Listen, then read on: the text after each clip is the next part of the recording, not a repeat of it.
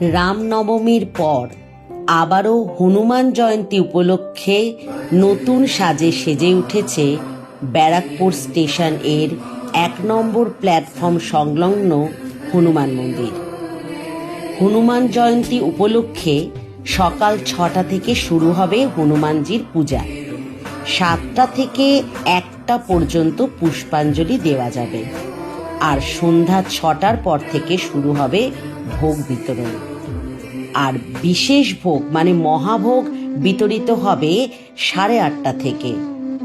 এছাড়াও বলে রাখি, স্টেশন চত্বরে একটি স্টেজ হয়েছে, যেখানে 3 তারিখ সন্ধ্যা 7টা থেকে ভজন সঙ্গীত পরিবেশিত হবে।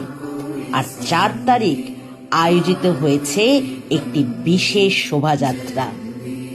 মন্দিরের সাজসজ্জা পরিদর্শন করতে এসে আমিও পূজা দিলাম এবং মনস্কামনা জানালাম এই জাগ্রত হনুমানজির সম্মুখে।